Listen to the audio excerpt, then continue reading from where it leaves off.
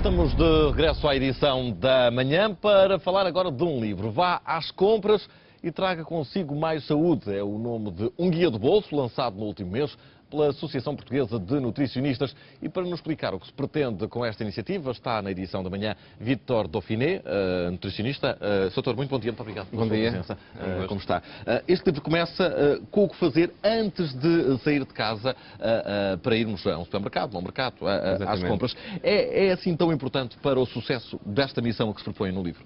Sim, quanto mais nos prepararmos, não é? E não tivermos que, em cima do momento, refletir, melhor ainda. Portanto, nós pudermos, de antemão, dirigirmos às compras, por exemplo, sem estarmos de estômago vazio, conforme é referido neste pequeno guia, ou, de preferência, não irmos com as crianças atrás, porque as crianças vão dispersar a nossa atenção, porque vão também querer uma série de alimentos que também muitas vezes não são muito apropriados, fruto de uma publicidade agressiva que existe em torno das crianças para o consumo de alimentos hipercalóricos. Portanto, quanto mais nós podemos antecipar o ato da compra, o que é que nós queremos comprar, o que é que nós precisamos na realidade, porque somos mais racionais antes, do que no momento em que estamos em contacto. Portanto, comer antes de ir às compras, não levar crianças e fazer uma lista, serão os 3 pontos essenciais. Exatamente, o ponto de partida para o sucesso desta missão. E o que mais podemos depois encontrar aqui neste guia de bolso? Podemos encontrar, por exemplo, para já um aspecto essencial que está por trás do fundo do ato da compra, nas suas várias vertentes, que é termos a noção do que é que o guia alimentar que é nacional, que é a Roda dos Alimentos, nos transmite, e que ele nos diz que 75% do peso total que nós devemos comer devem ser alimentos de origem vegetal. Portanto, e isto dá-nos uma ordem de grandeza, não é, do que é que nós devemos ter lá em casa, na despensa e no frigorífico, em matéria do tipo de alimentos que nós devemos disponibilizar às nossas famílias. Os restantes 25% são alimentos de origem animal, que são leite, derivados e carne e peixe. A seguir, fala-nos da questão dos transformados. Nós estamos cada vez a consumir mais alimentos transformados, processados. Estes alimentos têm um perfil nutricional, ou seja, estão presentes lá gordura saturada, açúcar, sal, nutrientes que no fundo nós queremos limitar o seu consumo para termos uma alimentação saudável, e isso não é evidente. Nós precisamos de saber interpretar os rótulos alimentares e a informação alimentar em particular. E aí o livro também explora esse assunto, como é que se interpretam os rótulos. Depois temos uma outra vertente ainda do livro, que diz respeito aos riscos biológicos associados ao consumo de alimentos.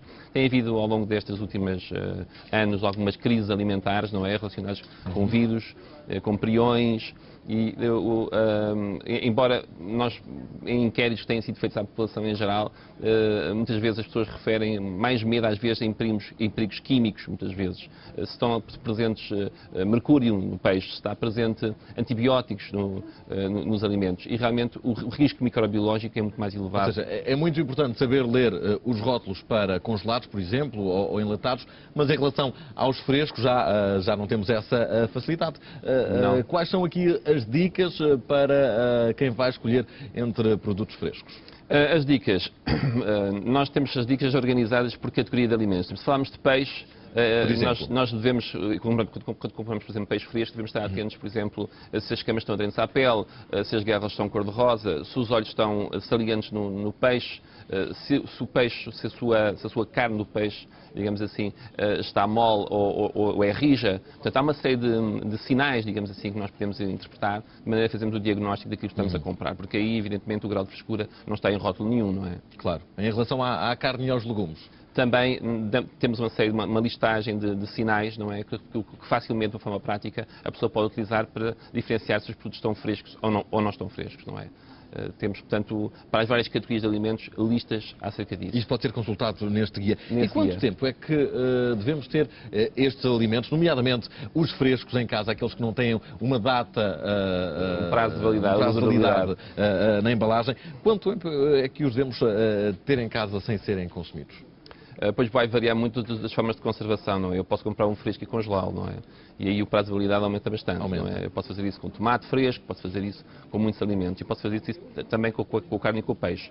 Mas, por exemplo, se eu comprar peixe ou carne fresca, ele não deve estar mais do que 48 horas no frigorífico, não é? Entre mais ou menos a 5 graus, sem ser confeccionado. Portanto, agora depende muito da categoria de alimentos, como eu estava a dizer, e da forma como eu vou depois aprovisionar o alimento lá em casa. Com os legumes, esse prazo também é das 48 horas ou pode ir um pouco mais além? Pode ir um pouco mais além. Conservar as propriedades? Pode ir um pouco mais além. A refrigeração aumenta bastante o prazo de validade dos legumes.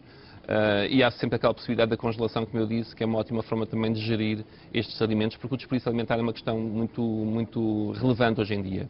Nós desperdiçamos uma grande quantidade de alimentos porque precisamente temos alguma dificuldade em gerir os nossos estoques. Por exemplo, quando nós pomos alimentos na despensa, uma coisa importante é irmos trazendo para a frente os produtos mais antigos, para que os seus prazos de validade não expiram, acabam por ir parar ao lixo, não é? Porque isso acontece muito frequentemente. Nós vamos às compras e empurramos quase, digamos assim, os alimentos para o fundo da despensa, não é? Doutor, e notam que já há muita gente em Portugal a seguir de alguma forma estes conselhos ou ainda não? Eu penso que a população vai ficando mais sensibilizada e este documento também é de alguma forma um guia prático, não é, de bolso, que ajuda as pessoas nesse sentido, não é? Sensibilizá-las para que realmente, quando nos dirigimos ao supermercado, não vamos de uma forma tão improvisada, não é? Quando vamos às mercearias, não vamos de uma forma tão improvisada e, no fundo, planifiquemos um pouco mais a nossa vida alimentar. E quem quiser este guia, o que é que vai ao nosso site, ao site da Associação Portuguesa dos Nutricionistas, e pode retirá-lo de lá, fazer o download do documento gratuitamente. Diretamente. Doutor, muito bom dia, muito obrigado pela presença nesta edição da manhã. Ficam aqui, de alguma forma, já alguns conselhos, algumas dicas